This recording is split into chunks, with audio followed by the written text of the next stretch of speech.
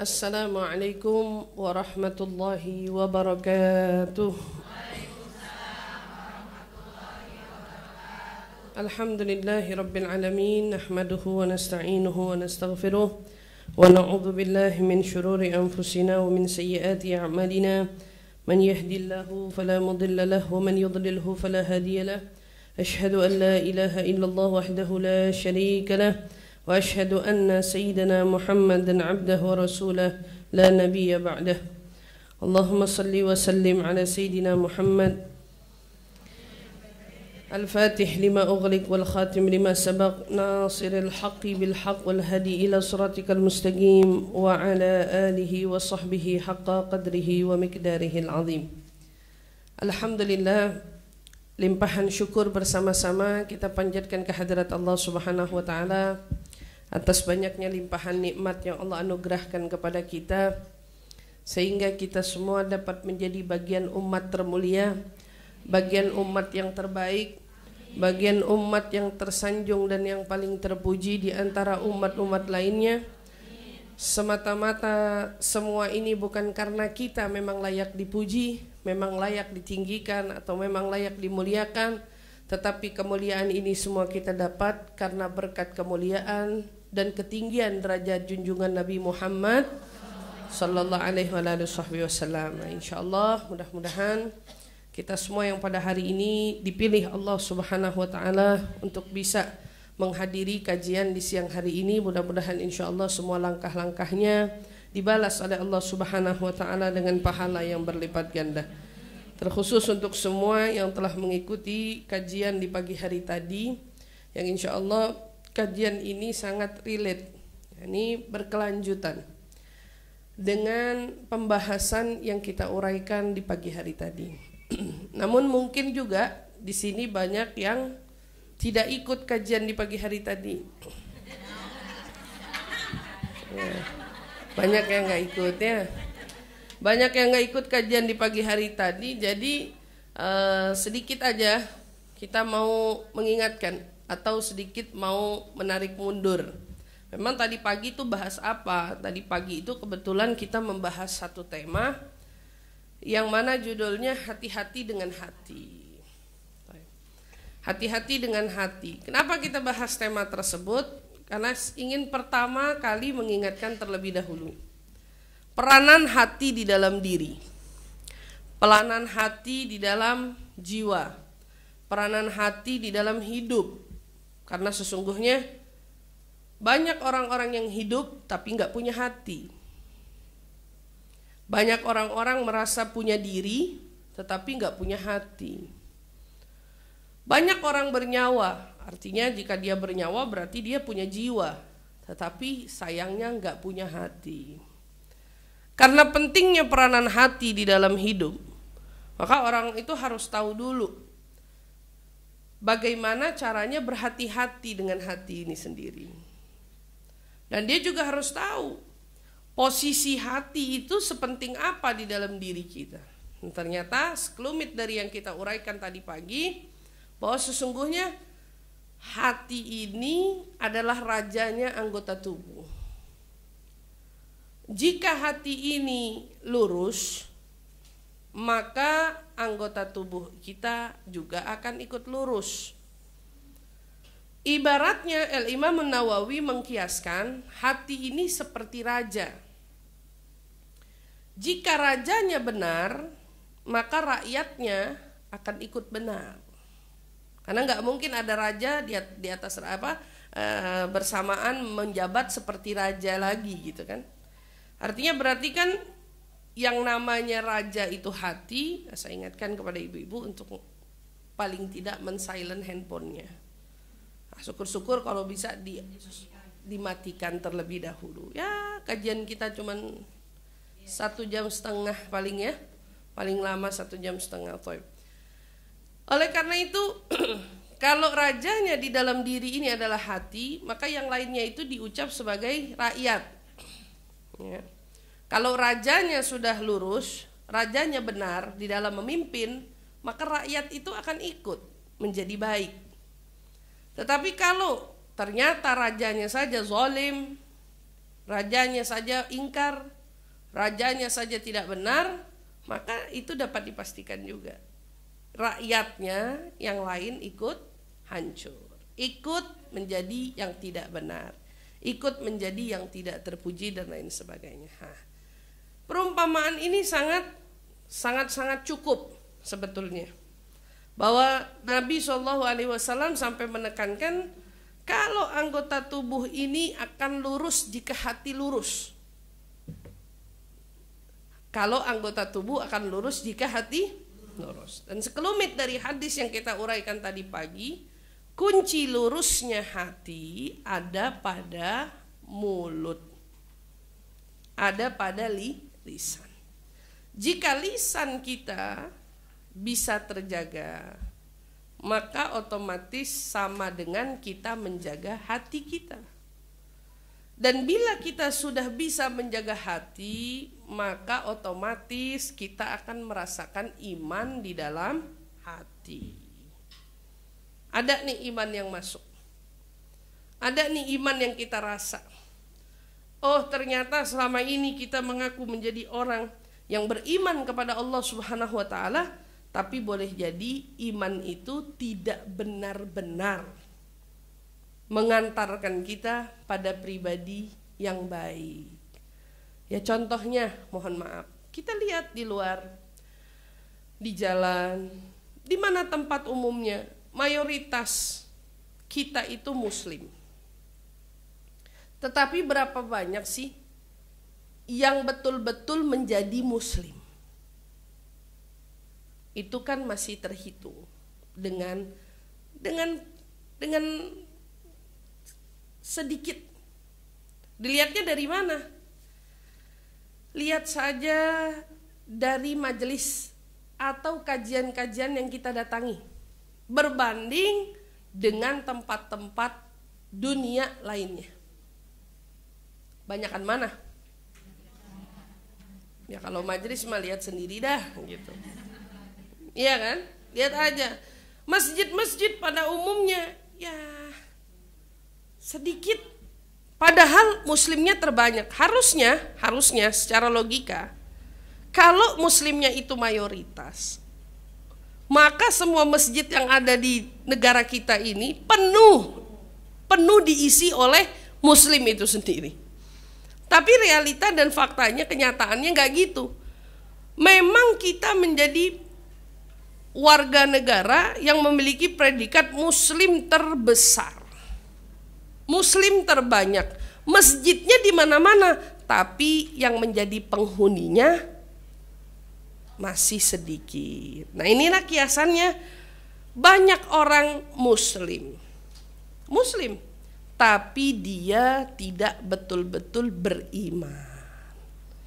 Ada seorang tokoh ulama di Mesir, beliau ceritanya mendapatkan suatu kehormatan, panggilan untuk berceramah di salah satu masjid di mana? Di Eropa, Bu. Ya, sebagai informasi aja, Eropa itu kan siapa sih yang nggak tahu kalau itu negara barat, bukan orang muslim mayoritasnya, penganut agama lain pastinya kan gitu. Tapi subhanallahnya, begitu dia pulang dari Eropa, dia sampai di Mesir, dia berpidato lagi nih di Mesir, menyampaikan uraian nasihat-nasihatnya, tapi ada satu nasihat yang sedikit menyentil. Apa kata-kata dia? Saya pergi ke Eropa beberapa waktu lalu. Di sana, kata dia bilang, ro'aitu kafir. Ro'aitu kafir.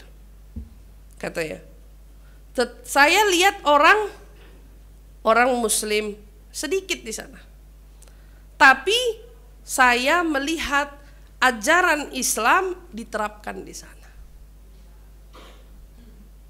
Sementara di sini aku melihat siapa? Ra'aitu muslim walam ara Islam. Atau kiasannya dibalik, ra'aitu muslim walam ara, ra'aitul Islam walam ara muslim. Nah, berarti ra'aitu katanya dia bilang, saya lihat di negara saya sendiri, katanya, berarti negaranya mana? Mesir. Saya lihat di Mesir, di mana-mana banyak orang Islam, tapi nggak benar-benar Muslim. Gitu sentilannya. Di sana saya lihat orang kafir, tapi mereka menerapkan jalan hidupnya seorang Muslim. Berperi kemanusiaan yang tinggi, menjaga kebersihan, istilahnya gitu ya.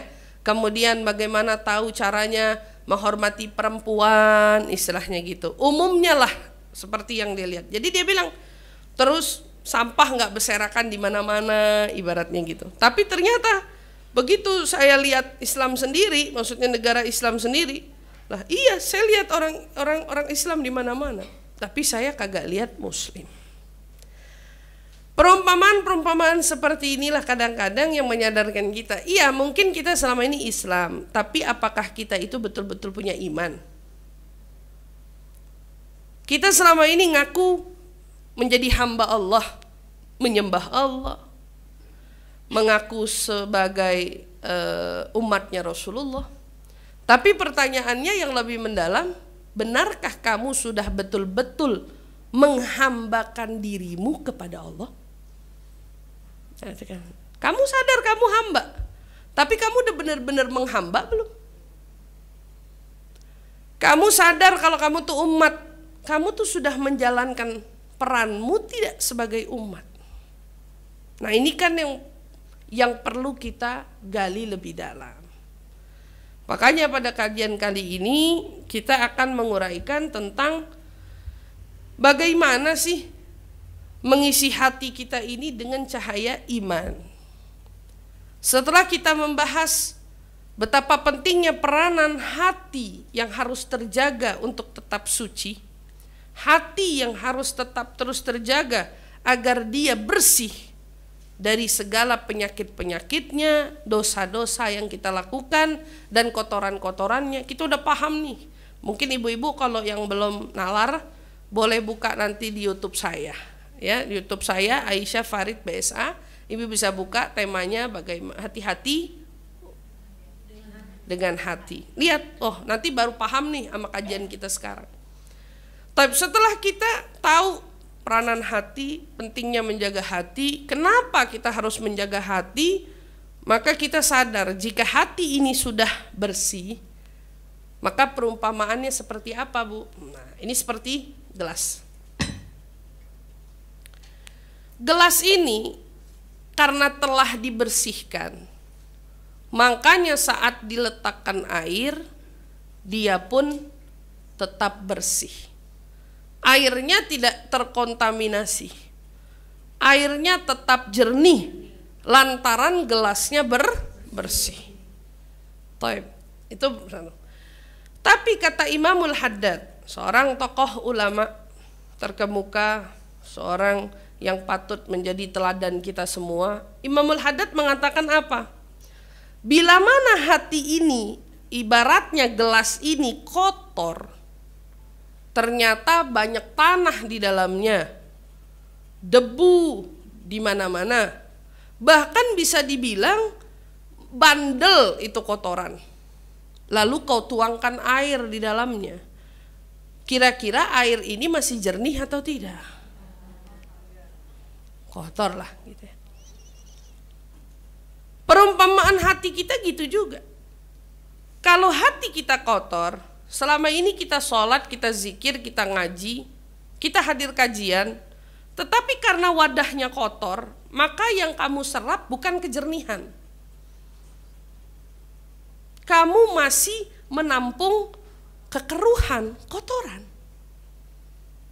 Dan jika ternyata yang kamu dengar, uraian nasihat, kemudian kebaikan yang kamu lakukan, jumlahnya lebih sedikit daripada keburukan, kemaksiatan, ketidakmanfaatan dari amal-amal kita di dalam keseharian, anfaedah semua gitulah ya, bisa dibilang anfaedah, itu lebih dominan.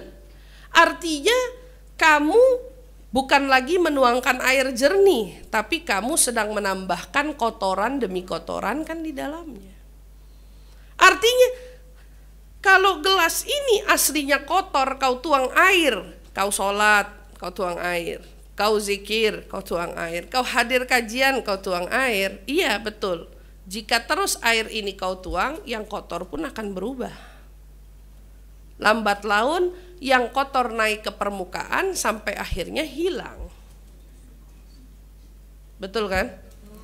Tetapi jika kamu datang kajian, kamu sholat, maaf seandainya di luar sana yang sholatnya juga sholat, hari ini sholat cuman 2. Kan tadi saya bilang Islamnya banyak, tapi yang muslim, ya kan menjadi pertanyaan, yang muslim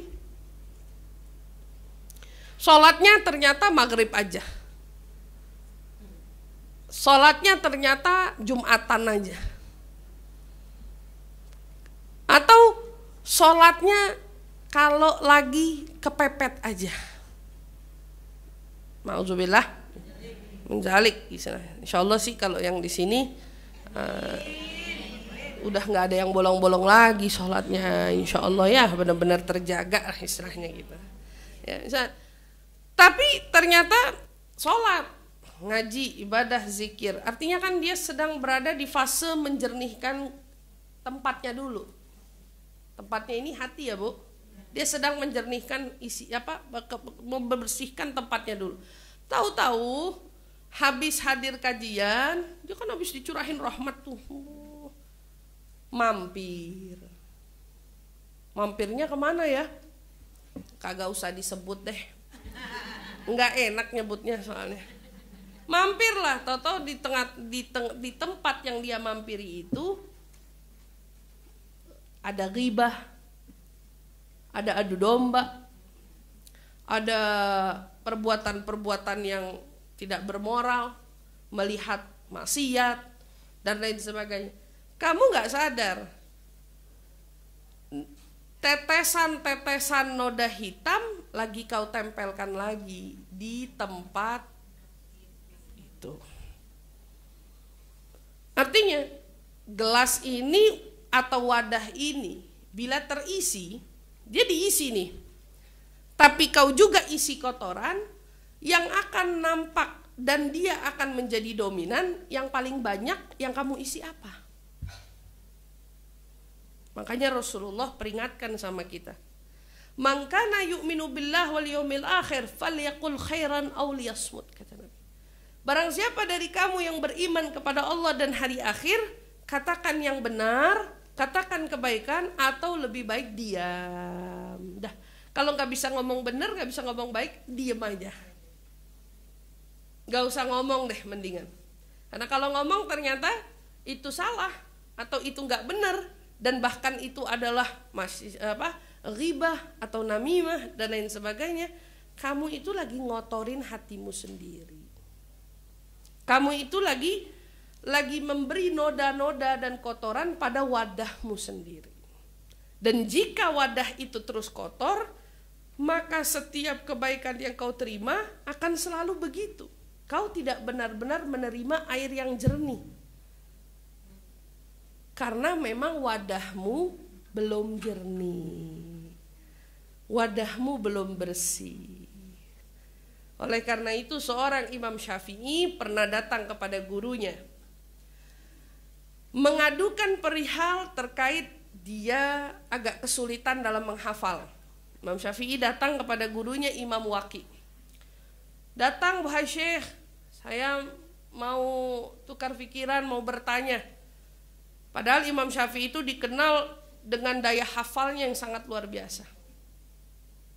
Tapi ternyata di waktu itu, saat itu Imam Syafi'i merasa biasanya saya tuh ngafal sebentar, saya langsung nyampe, langsung nyantel lah ibaratnya. Tapi di kali kok saya perlu effort lebih, saya perlu ngulang, saya perlu lebih tekun, lebih teliti gitu. Ada apa nih? Pasti ada apa-apa nih. Dia datang ke gurunya lalu dia bertanya, kenapa Syekh? Kok bisa saya begini? Ada yang salah apa sama diri saya? Dijawab oleh gurunya, wahai Syafi'i, katanya, tinggalkan maksiat. Kalau kita lihat Imam Syafi'i dosanya apa ya? udah jadi imam begitu, mazhabnya menjadi anutan kita semua gitu. Kira-kira dosanya apa? Wahai Syafi'i, tinggalkan maksiat.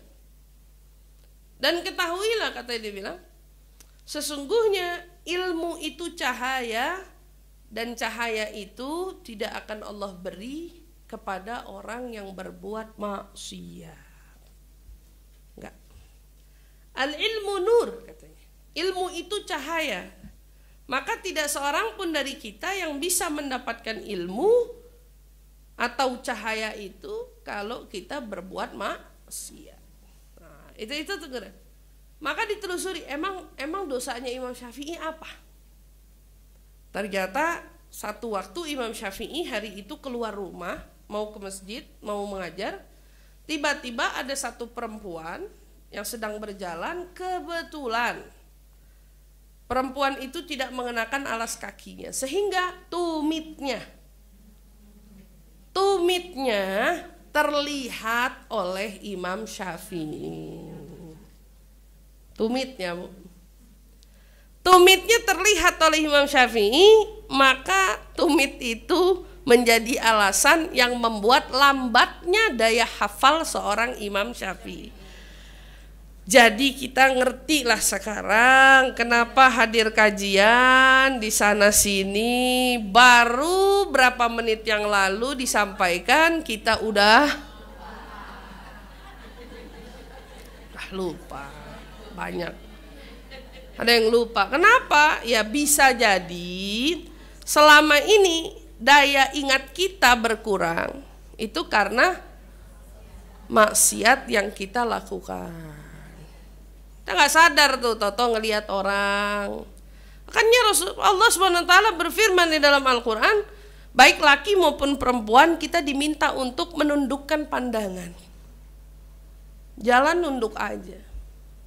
Kalau mau ngelihat pun jaga. Kalau nggak lagi di puncak nggak usah dongak. Kan kalau di puncak lihatnya gunung. Nah, kalau di sini mau lihat apa? Nunduk aja. Jadi ngelihat laki-laki pun nggak kelihatan, baik perempuan yang belum menutup aurat pun juga nggak kelihatan. Nunduk aja. Ini pengaruhnya apa? Terkait cahaya. Kadang-kadang maksiat yang kita buat membuat kita ini tidak benar-benar bisa menerima cahaya ilmu Allah Subhanahu wa taala. Maka di sini Allah Subhanahu wa taala berfirman di dalam surat An-Nur ayat 35, Allah Subhanahu wa taala berfirman, nurun 'ala nur yahdillahu linurihi man yasha wa yadribullahu al-amthal lin-nas wallahu bikulli syai'in alim. Cahaya di atas cahaya, Allah membimbing kepada cahayanya. Cahaya siapa? Cahaya Allah. Allah membimbing kepada cahayanya siapa yang dia kehendaki. Jadi orang yang bisa mendapatkan cahaya Allah tentu dia adalah orang pilihan. Pilihan dulu. Maka kita ini sebelum berharap banyak, maka berusahalah untuk menjadi pribadi yang banyak berharap agar Allah memilih kita. Menjadi orang-orang yang dipilih untuk meraih cahayanya. Itu. Tapi salah satu contoh kita hadir hari ini aja, ini namanya pilihan Allah. Kita dipilih untuk datang di tempat-tempat kebaikan, untuk mendengarkan nasihat dan uraian, itu pilihan Allah. Allah pilih, berarti kan cahayanya Allah hanya diberikan kepada orang yang Allah kehendaki. Di luar itu nggak bakal dapat, mau siapapun dia. Dan Allah memperbuat perumpamaan bagi manusia, dan Allah Maha mengetahui segala sesuatu. Dari ayat ini, satu, kita tahu bahwa cahaya itu sendiri cahaya Allah. Dan Allah Subhanahu wa taala menjelmakan cahaya itu melalui juga dari cahayanya Rasulullah. Maka cahayanya Rasulullah itu sebetulnya dari cahayanya Allah. Kenapa semua identik dengan cahaya? Karena cahaya itu indah. Ibu, kita senang gelap apa senang terang? Kita senangnya sama cahaya. Iya, kalau kita melihat cahaya, kita kayak ketemu atau melihat harapan. Iya apa tidak? Tapi kalau kita melihat kegelapan, yang kita jumpai adalah suram, sumpek, gelisah, ketidaknyamanan, ketidaktenangan, bawaannya serba ketakutan. Kenapa? Karena kamu jauh dari cahaya. Jadi sebetulnya ini menjawab juga nih, kenapa orang zaman sekarang banyak yang berada di titik kegelisahan. Kenapa mereka banyak begitu khawatir? Kenapa mereka banyak ketakutan tanpa alasan? Padahal jawabannya ada, jelas. Karena mereka jauh dari cahaya. Jadi kalau kita ngerasain ciri-ciri ketakutan, kekhawatiran, ini ciri-cirinya siapa? Orang yang tidak melihat cahaya. Kalau orang nggak punya cahaya, panik, gelisah, overthinking, dan lain sebagainya. Pemicunya ternyata jauh dari cahaya. Cahayanya ini siapa? Cahaya Allah wa Rasuluh. Cahayanya Allah dan cahaya Rasulullah Sallallahu Alaihi Wasallam. Makanya penting kita ngedeketin diri sama cahaya tersebut, karena kita nggak mau ngerasain overthinking, kegelisahan, kekhawatiran, ketakutan, dan lain sebagainya. Nggak. Tapi kalau kita udah ngelihat cahaya, ya Allah, ibu lagi mati lampu, tiba-tiba satu lampu nyala, girang apa kagak? Girang. Baru satu. Alhamdulillah, ya Allah, jadi nggak gelap-gelap banget. Orang kalau ditutup matanya, maka dia akan jalan meraba. Boleh jadi dia bisa kebentur apa aja. Dia bisa kesandung kapan saja. Makanya orang banyak yang gelap hatinya, kesandung jalan hidupnya, gitu kan. Gelap hatinya, maka dia kebentur apa aja. Penyebabnya hatinya gelap, dia nggak ketemu cahaya. Coba kalau dia mendekat, dia cari di mana cahaya itu bermuara, di mana sumber cahaya itu. Dia cari, dan sekarang kita tahu sumber cahaya itu Allah. Dia yang punya nama Nur, dan dia berikan cahaya itu kepada Nabi Muhammad SAW. Berarti kalau mau cari muaranya cahaya, itu ada pada Allah dan Rasulnya. Datang kepada mereka, kau akan temukan cahaya dalam hidupmu. Mestinya kan gitu. Maka kalau kita sadar, hari ini kita belajar mau gimana caranya wadah kita ini bisa menjadi wadah yang siap menerima cahaya. Berarti kan tadi sudah diberikan kiasannya, berarti hati kita harus bersih. Wadahnya harus layak, harus pantas. Jadi kalau wadah bersih mau dituang apa aja enak, tapi kotor mau dituang apa aja bingung. Bingung. Madu itu manis, ibarat iman. Iman itu manis, Bu. Tapi kalau madu dituang pada wadah yang berisi cuka, bagaimana rasa madunya? Cuka itu kan luar biasa ya. Dia setetes dua tetes aja bisa ngerubah rasa. Apalagi kalau sesendok 2 sendok. Menghancurkan rasa, bukan merubah lagi. Ibu kalau makan bakso kasih cuka setetes 2 tetes, rasanya udah asem. Iya apa tidak? Penyakit hati itu seperti cuka. Makin banyak dia, makin banyak ngerusaknya. Kalau kebetulan penyakit hatinya sombong, dia baru setetes 2 tetes 3 tetes, sombongnya sama siapa? Berkali-kali sombong, setetes 2 tetes 3 tetes 4 tetes, besok datang kajian, diterangin tentang keimanan, diterangin tentang akhirat, diterangin tentang kebaikan. Ya.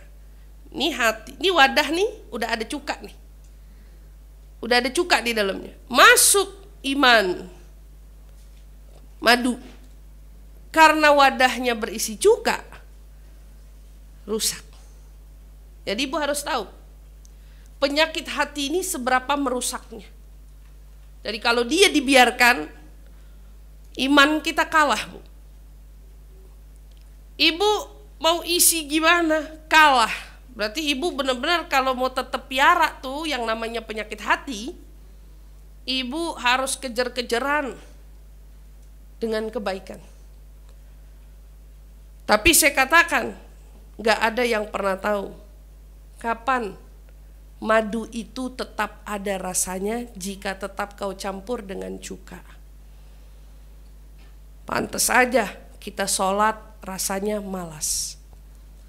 Pantes saja kita hadir kajian kaki pada pegal.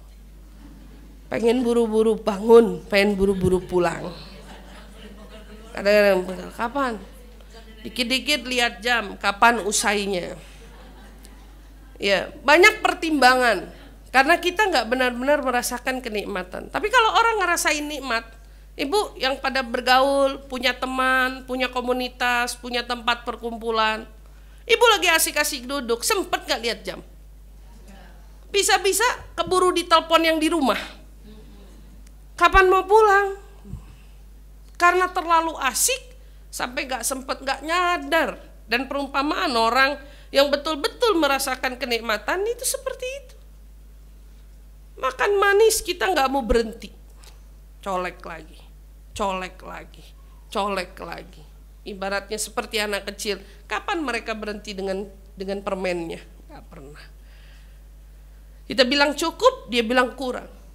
Dia mau lagi dan mau lagi. Perumpamaan orang kalau udah ngerasain manisnya iman, dia bakal terus berbuat baik, berbuat baik, berbuat baik dan seterusnya. Kalau wadah kita sudah bersih, wadah ini bersih, alhamdulillah penyakit hatinya sudah mulai tereliminasi. Sombong, keluar. Hasud, keluar. Apalagi, Bu? Ria, keluar. Apalagi, Bu? Ujub, senangnya banggain diri, keluar. Pelit. Iya, pelit itu penyakit hati. Ya, pelit itu bagian dari penyakit hati, keluar. Tereliminasi nih satu-satu. Dengan apa? Istighfar. Ya, dengan tekad yang memang ingin menata diri, menata hati, membersihkan hati, niat. Betul-betul dilakukan istighfar dan dia betul-betul menjauhkan apa-apa yang mengantarkan pada penyakit-penyakit hati tersebut. Seperti orang yang kena gula, bertekad betul-betul ingin menjaga agar gulanya tidak meningkat, maka dia betul-betul hijrah dari makanan manis atau minuman manisnya. Dah sebisa mungkin, bahkan nasi aja dia bisa hijrah, padahal berapa tahun dia dengan nasi putih. Tapi begitu dia kena diabetes, udah saya mulai sekarang mah makannya nasi beras merah aja. Umur kena gulanya umur berapa? 40 tahun. 40 tahun makan nasi putih, ditinggalin demi gulanya nggak mau meningkat. Kita selama ini kesimpan sama penyakit hati berapa tahun? Kita nggak tahu. Bahkan kita mungkin nggak bisa mendetek penyakit ini sudah mengakar di dalam diri kita berapa lama. Tapi mau nggak kita berkomitmen sama diri, kalau saya mau ninggalin ini semua. Udah capek ya selama ini jadi orang sombong. Udah capek ya selama ini kalau beramal riya. Udah capek ya selama ini kalau berbuat itu selalu ujub sama diri, takjub mulu dan lain sebagainya. Udah bosen lah. Pengen betul-betul bertekad pengen jadi orang yang siap menerima iman, cahaya, ilmu dari Allah Subhanahu wa ta'ala. Maka kalau itu terjadi, ada tandanya. Atau dia bilang, Nabi SAW bersabda, kalau benar nih wadah udah benar-benar bersih nih. Qala Nabi SAW inna nur idza dakhala al-qalb insyarah lahu sadr wanfasah au wanfatah. Katanya, sesungguhnya cahaya jika masuk ke dalam hati, maka dada menjadi lapang dan terbuka. Udah nggak gelisah, udah nggak sumpek, hatinya lapang, menerima segala aturan dan ketetapan yang Allah tetapkan. Lapang aja hatinya, nggak ada sempitnya. Masya Allah, dikasih sama Allah masalah masih bisa tersenyum. Bahkan dia mengatakan Allah pasti punya apa? Punya rencana yang lebih bagus. Hatinya lapang, dia berubah menjadi orang yang positive mind, positive thinking, vibe-nya positif. Kalau ngapa-ngapain positif, udah berubah. Kenapa? Ini berarti cahaya udah mulai masuk. Tapi ibu ingat, ini baru cahaya sampai. Jadi ini hati kita ibaratnya sebuah rumah. Orang bisa sampai ke rumah, tapi belum tentu diizinin masuk. Oke. Jadi kalau udah kena tuh permukaan hati kita dengan cahaya aja, dia udah punya efeknya. Efeknya apa? Lapang. Efeknya terbuka. Hati jadi terbuka. Kalau dikasih masukan, nerima. Dibilangin, diarahin, terima. Apalagi sampai dinasehatin, menerima. Apa aja yang terjadi dalam hidupnya, dia rasakan adanya kelapangan. Lapang aja. Ternyata kalau ada dari kita yang merasakan kelapangan dalam hati, itu tandanya cahaya iman sudah menerpa dirimu itu. Dia sudah menyentuh permukaan hatimu. Nah, di situ hati kita boleh jadi masih hitam, boleh jadi masih penuh dengan apa? Noda-noda kotoran, boleh jadi hati kita masih berada dengan karak-karak dosa dan lain sebagainya. Tapi dia sudah tersentuh oleh cahaya. Nah, itu dia udah nyampe. Kapan dibuka? Ada tandanya lagi. Qila ya Rasulullah hal lidzalika alama ya'rifu biha. Wahai Rasul, terus kalau cahaya ini nyampe atau cahaya ini betul-betul masuk sekarang. Oke, ini nyampe masuk. Ada tandanya enggak? Bila cahaya ini udah sampai kemudian masuk, apakah ada tanda-tandanya? Jawab Rasul Shallallahu Alaihi Wasallam, iya ada. Kalau kita punya hati laksana rumah, pintunya kau buka, hatinya kau buka pintunya, berarti komitmen diri nih Bu. Kalau orang sudah mengangkat kakinya beranjak ke tempat ini, misal contohnya ke majelis ilmu, kamu harusnya sudah menjadi pribadi yang mau berkomitmen. Komitmennya apa? Ya kalau dengar kebaikan, kalau memang itu baik, pahit ataupun tidak, saya telan. Saya mau berubah soalnya. Kayak orang datang, dia sakit, punya penyakit, ya. Dokter kemudian omelin dia. Kamu ini selama ini berarti makannya kotor. Kamu ini selama ini berarti kamu gak jaga kesehatan. Kamu ini selama ini berarti terlalu merokok dan lain sebagainya. Diomelin, disemprot, telan. Emang iya. Karena ada orang yang ternyata dia gak benar-benar buka hatinya. Pada saat dia mendengarkan kebaikan itu, hari itu dia merasakan kedamaian. Tapi saat disentuh, ditegur penyakitnya, masalahnya, dia tersinggung lalu pulang. Nggak cocok nih. Kenapa? Karena nggak sesuai dengan yang dia inginkan. Nggak. Kalau datang ke dokter, kemudian saya nih sama dokter bayar loh. Apa hak dokter ngomel-ngomelin saya? Padahal dokter ngomelin dia itu bentuk perhatian si dokter kepada pasiennya gitu kan. Iya, samalah kurang lebih seperti seorang penceramah misalnya, pada saat dia mungkin menegur agak sedikit keras dari uraian-uraian nasihatnya, sebetulnya karena bentuk perhatiannya. Bentuk perhatiannya kepada audiensnya, kepada jamaahnya, kepada orang-orang ataupun murid-muridnya. Karena bentuk sayangnya itu, makanya dia tegur dengan sedikit keras. Sederhana sebetulnya, tapi kalau dokter yang nyemprot, orang cenderung lebih menerima. Giliran maaf-maaf, misalnya ada penceramah atau guru yang menyampaikan hal serupa, dia cenderung mengatakan, wah jadi ustazah, jadi guru kok begitu. Nah, bilang aja. Padahal sebetulnya yang lagi disentil itu kan penyakit dia. Ini lagi dibahas tentang penyakitnya dia. Maka kalau hati itu terbuka, cahaya itu sudah menerpa, ada tandanya Rasul? Ada, kata Rasul. Apa tanda yang pertama? Tanda yang pertama, at-tajafi an darul ghurur. Katanya. Tanda pertama. Maka kita akan merasa renggang dari dunia. Dia mulai merenggang dari dunia. Kena cahaya terus, dapat kebaikan terus, hatinya makin lapang dan dia merasakan kenikmatan. Maka saat itu berbarengan dia renggang dengan dunianya, sama dunia. Tadinya dunia dikejar, sekarang renggang.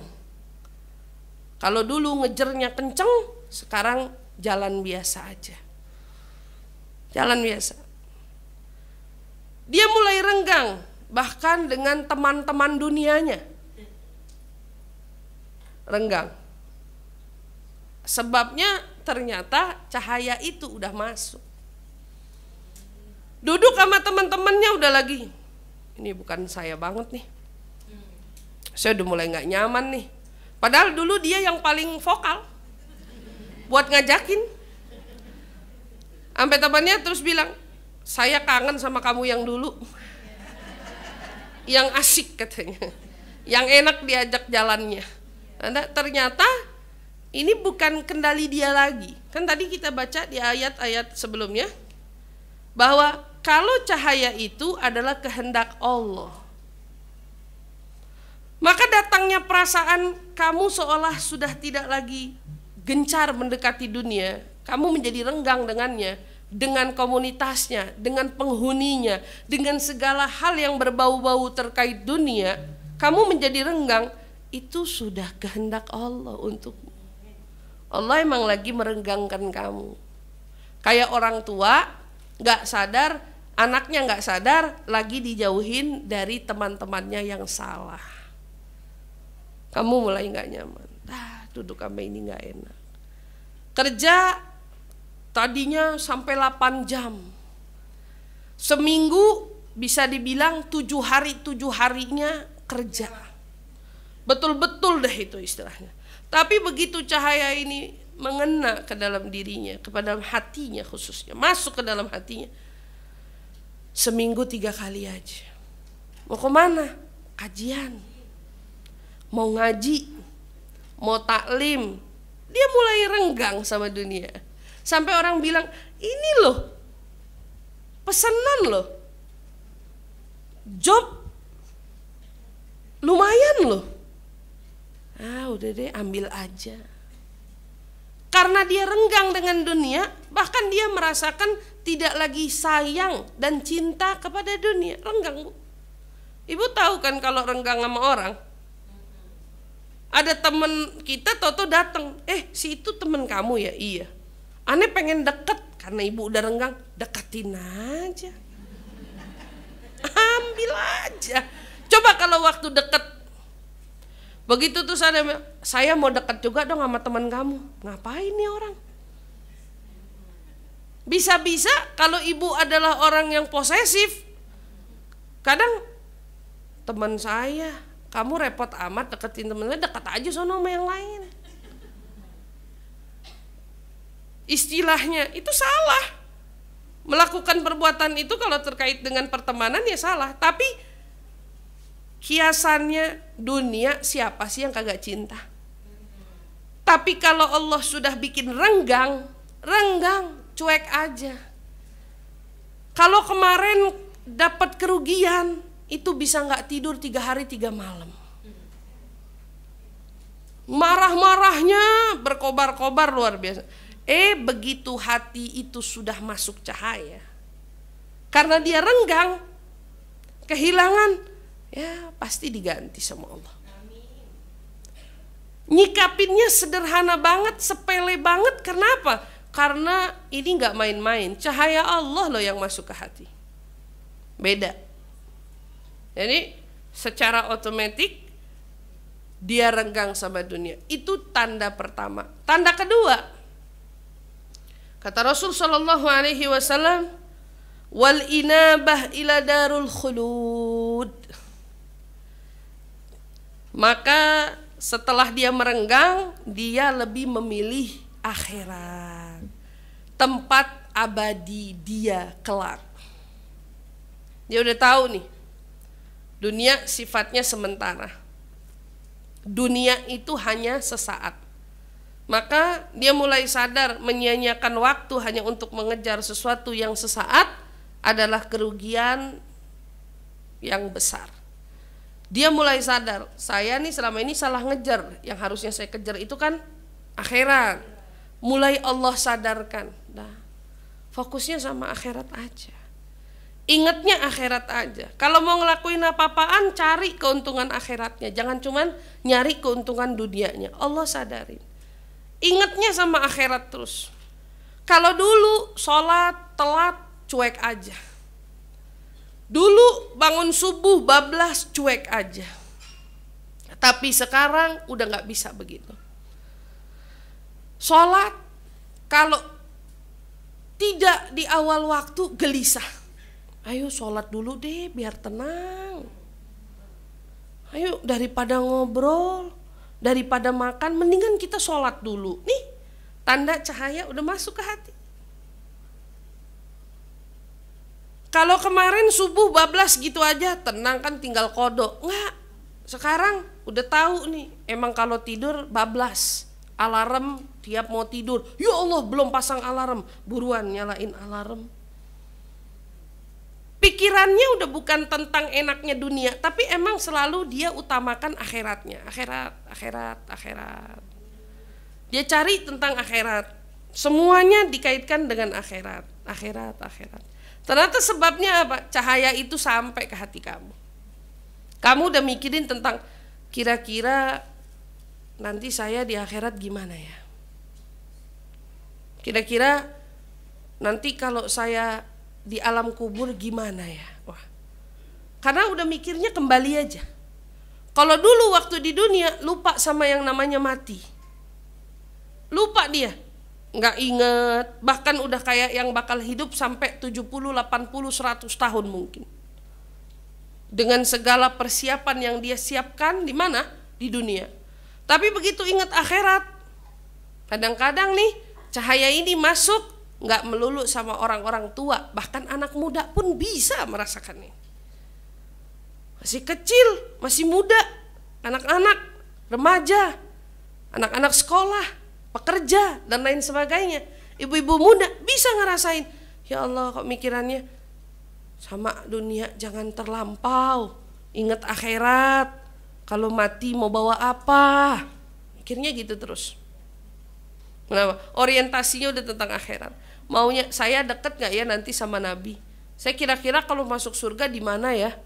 Ya Allah, ngerasain panasnya dunia aja gini, gimana akhirat ya? Tinggal ngomongin akhirat mulu. Beda. Itu cahaya berarti masuk. Yang ketiga, ini tahapnya Bu. Berarti kan yang pertama renggang dari dunia.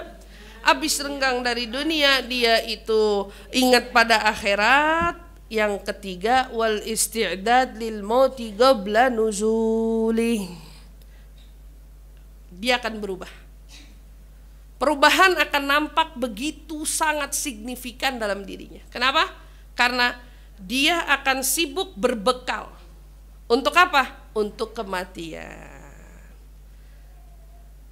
Dia berbekal untuk kematian. Kapan kematiannya datang nggak tahu, tapi kerjaannya berbekal. Nah, nyibukin diri. Zikir, amalan, sedekah, infak. Nggak mikirin tentang yang dititip di dunia, tapi dia mikirin tentang yang dititip sama Allah. Ternyata semua ini sebabnya dari mana? Asalnya dari cahaya yang sampai masuk ke dalam hati. Kalau orang sudah merasakan renggang pada dunia, kemudian dia merasa condong terhadap akhirat, lalu dia merubah dirinya untuk bersiap bertemu dengan kematian, udah pasti orang yang begini orang paling tenang yang hidup di dunia.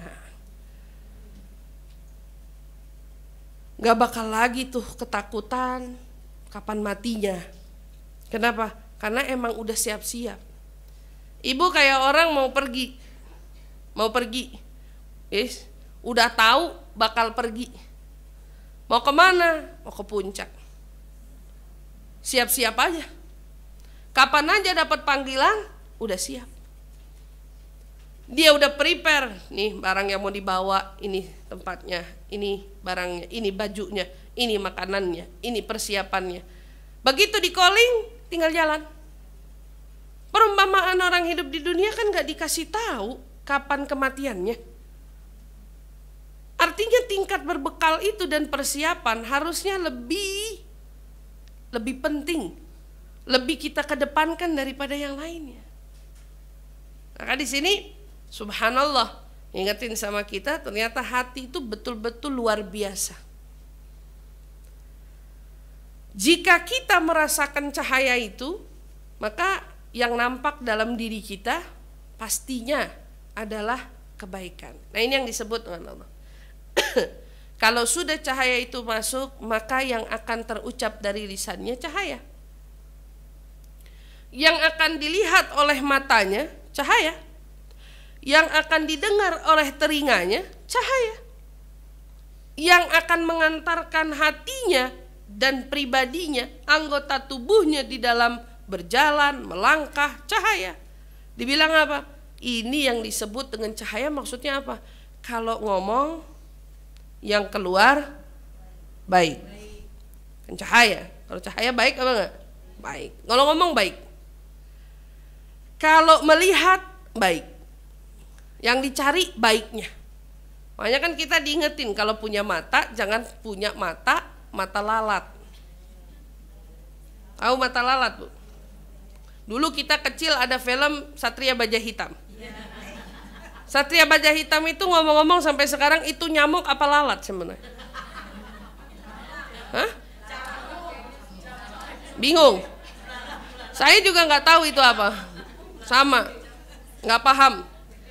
Tapi yang kita ingat matanya, mirip sama matanya lalat, ya, mirip matanya sama matanya lalat. Kita diajarin punya mata jangan kayak matanya lalat. Karena matanya lalat itu nyarinya sampah. Nyarinya kurang. Nih kalau ibaratnya ada tembok, temboknya yang dicari bompalnya.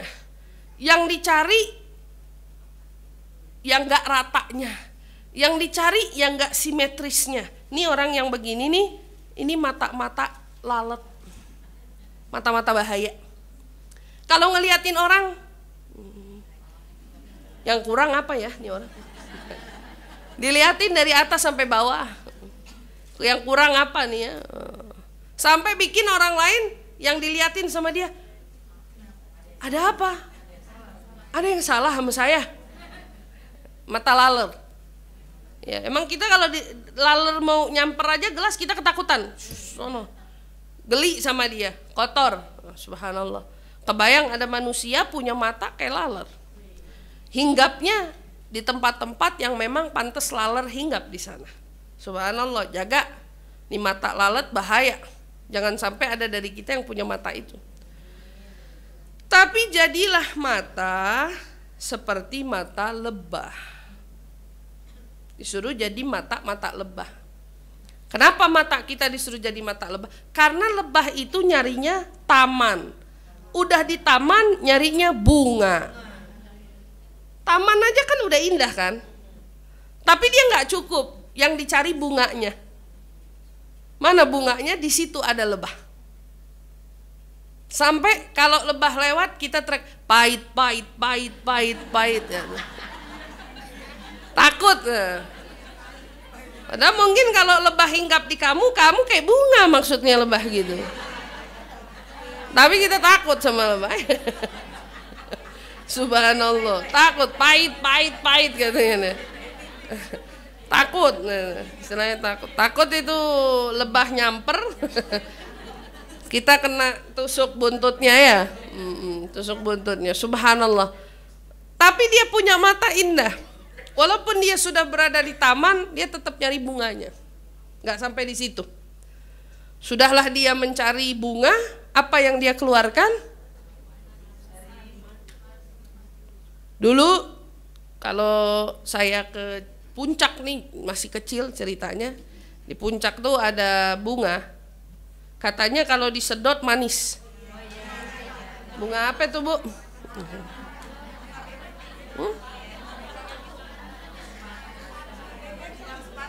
Kira-kira anak sekarang ada yang nyobain apa kagak ya?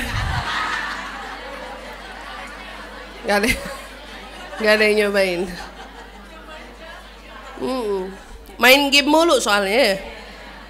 Dulu ya, saya ingat banget masih kecil, kalau pagi-pagi gitu bangun tidur habis sholat subuh gitu keluar cari taman ada bunga-bunga. Kata sepupu-sepupu yang lain bilang bunga itu kan manis. Wah, semuanya berebutan cari bunga sambil disedotin. Manis, manis gitu ya, rasanya manis, Masya Allah. Setiap yang indah pasti akan mengeluarkan indah. Ya, ibaratnya kiasan, bila hatimu indah, maka yang akan kau keluarkan darinya pun indah. Ucapanmu, cara pandangmu, segala yang kamu dengar hanya kau akan serap yang baik saja. Kemarin guru saya Sayyidil Habib Umar ceritanya menerangkan tentang satu bait qasidah, khudh ma safah wada'il kadar. Ambil yang baik, ambil yang jernih, tinggalkan yang keruh. Sederhana, tapi beliau butuh mensyarahkan itu kurang lebih 48 menit sampai 50 menit. Itu ngomongin khudh ma safah wada'il kadar. Ambil yang jernih, buang yang keruh. Wah, dijabarin dengan begitu sempurnanya oleh beliau. Ambil setiap ucapan yang baik aja, yang lain ignore. Saya nggak terima. Ada orang ngomong yang baik, ambil. Begitu udah mulai ngomong yang nggak enak, ngomong sama otak kamu, reject, reject, reject, reject, nggak boleh masuk. Hati kita begitu. Begitu kamu melihat sesuatu yang enak, tangkap, jadikan ia bagian dari memorimu. Tetapi jika kamu lihat sesuatu yang tidak enak, reject. Itu nggak pantas. Kamu punya handphone. Yang kamu foto apa? Apa? Yang indah apa yang buruk? Pernah ada orang moto sampah? Hah? Ada misalnya buah busuk foto cutun. Atau dia begitu lihat bunga pengen moto? Masa handphone lebih cerdas dari kamu?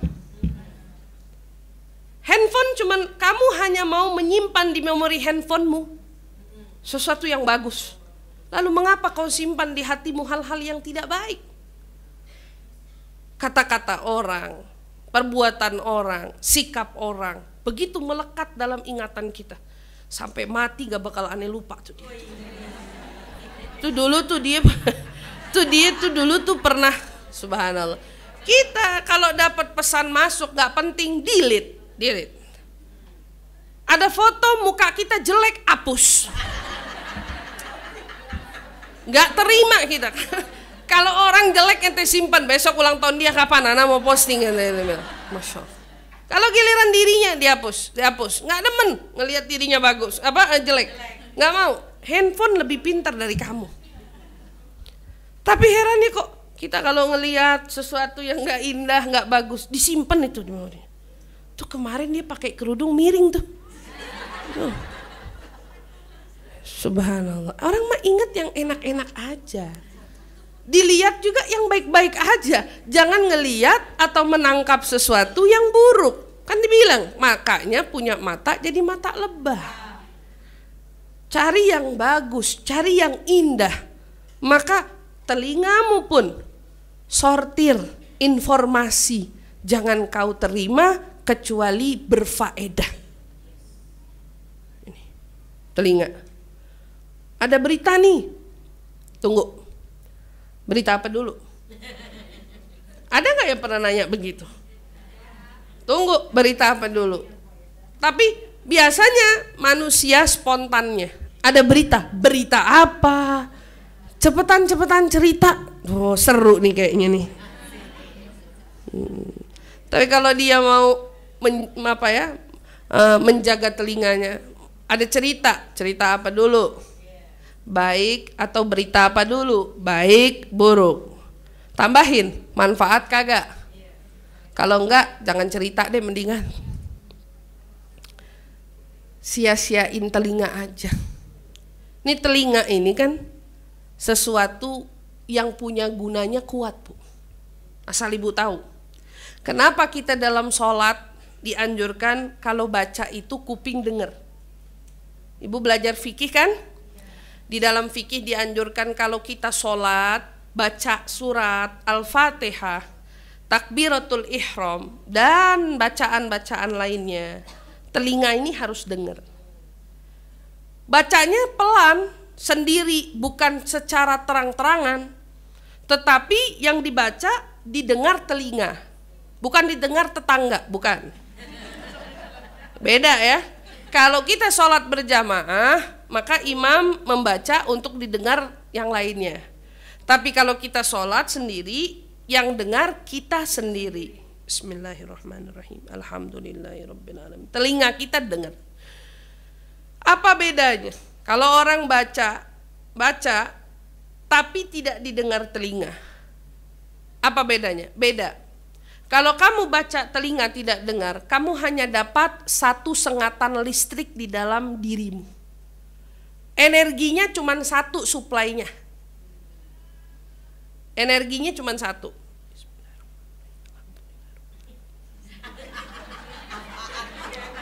Kan mulutnya ngomong, baca kan? Tapi suplainya satu.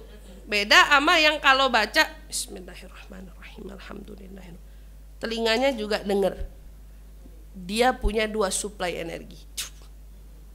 Booster dapatnya 2 kali. Orang zikir baca sendiri, kupingnya nggak dengar. Satu sengatan listriknya dia. Hatinya itu mengeluarkan powernya satu. Tapi begitu kamu baca astagfirullah, astagfirullah, astagfirullah, kupingnya dengar, suplainya 2, sengatannya 2. Makanya penting kalau zikir itu, ya kan katanya suruh hati ikut. Gimana hati ikut, mau kenceng ikut kalau cuman mulutnya yang komat kamit? Mau cepet kan sampai ke sini, mau cepet kan dirasa ke sini. Makanya saya jadi bingung, heran sama orang yang begitu sholat dari awal sampai akhir diem doang.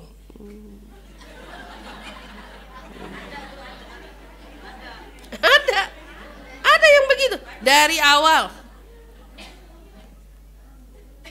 Kapan bacanya ini orang? Beneran ngerti apa? Sebenarnya dia ngerti apa kagak gitu ya? Tahu apa kagak? Pas kita tegur, saya pernah Bu, sebelah saya begitu.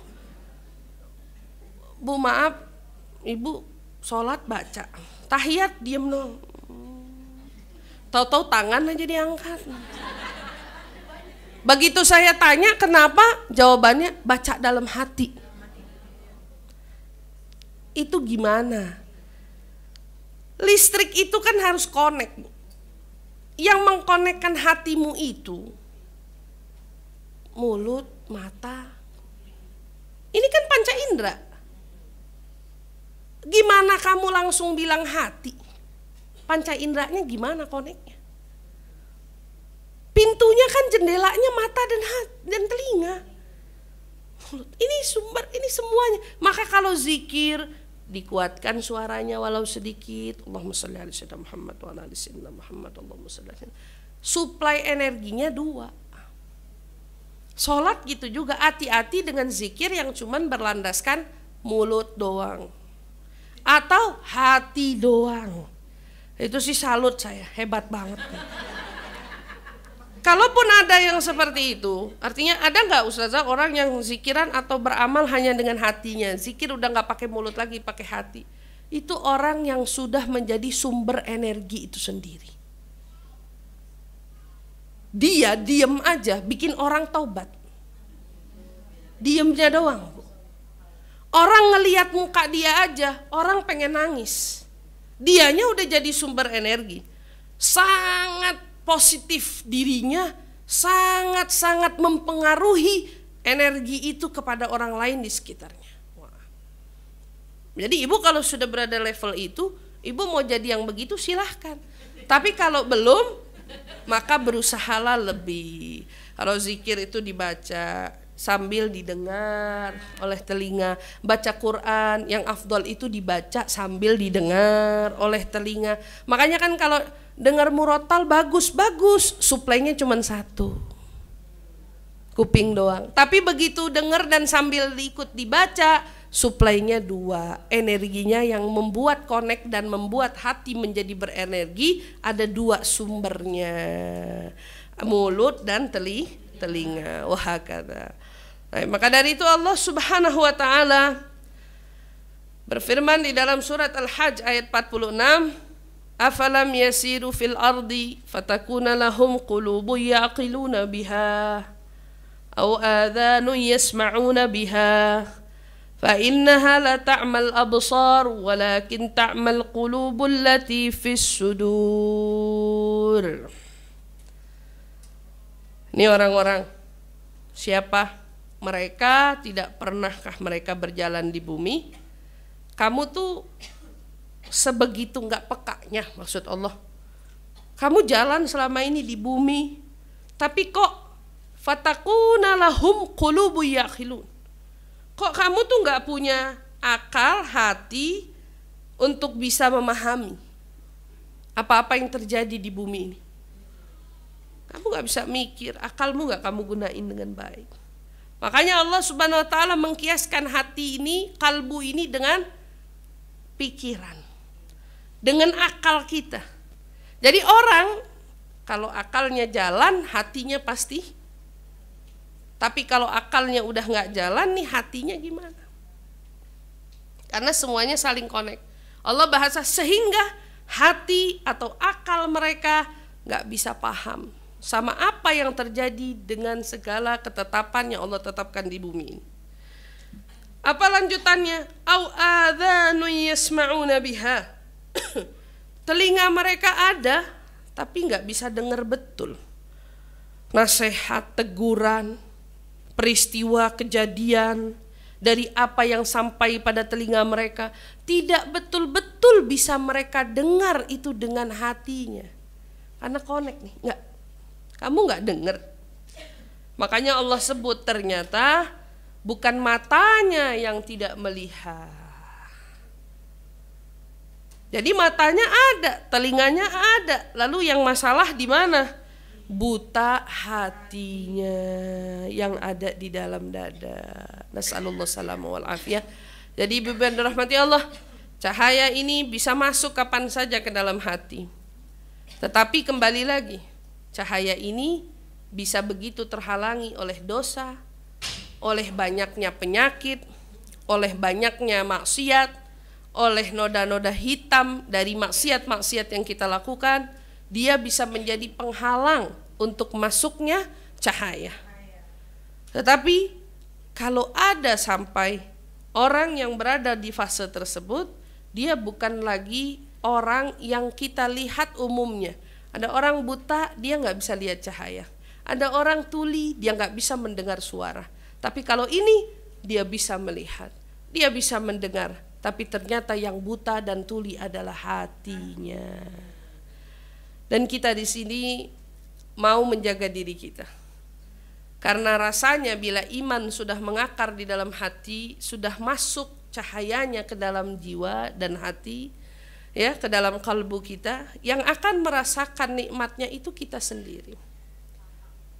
Ibu akan berasa bagaimana tenangnya menjalani hidup, bagaimana lapangnya hati menyikapi ketetapan dan ketentuan Allah dalam hidup. Banyaknya orang yang merasa hancur dan merasa dia itu jatuh, bukan karena mereka miskin, bukan karena mereka kaya, bukan karena mereka bangkrut, bukan karena mereka apa, tapi karena mereka tidak punya hati yang lapang.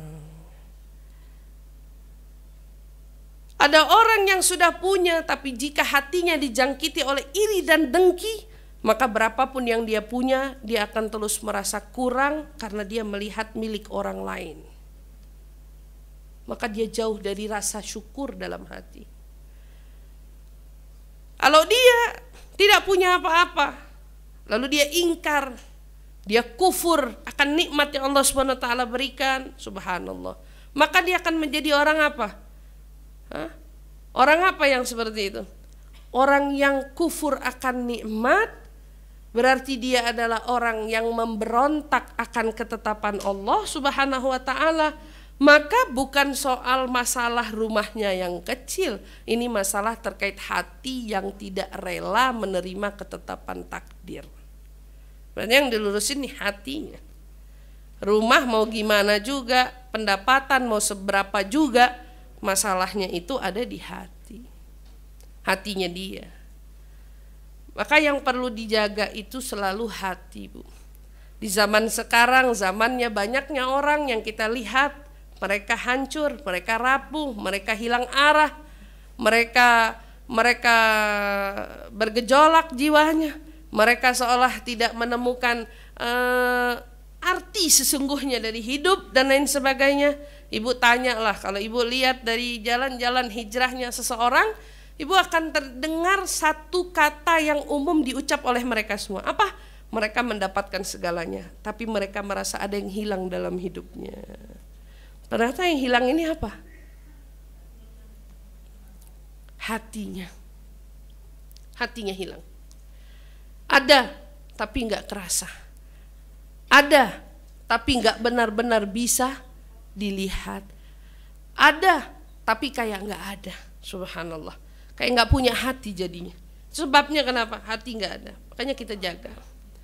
Kita jaga diri kita dengan terus meningkatkan keimanan, meningkatkan ketakwaan, ya, menjaga diri kita dari semua kemaksiatan, agar kita semua insya Allah bisa dianugerahkan Allah cahayanya yang begitu berharga, cahayanya yang begitu bernilai, yang insya Allah Allah Subhanahu wa taala tidak hanya pilih kita pada satu kesempatan, melainkan kesempatan demi kesempatan Allah selalu catat nama kita untuk layak mendapatkan cahayanya yang begitu sangat berharga. Mudah-mudahan Allah masukkan cahayanya ke dalam hati kita, sehingga kita semua bisa menjadi orang-orang yang renggang terhadap dunia, yang insya Allah begitu inginkan akhirat, dan mudah-mudahan kita bisa menjadi pribadi yang betul-betul mempersiapkan diri sebelum menjumpa dengan kematian. Insya Allah, amin, amin ya rabbal alamin. Nikmatnya hati memiliki cahaya, nikmatnya hati memiliki iman,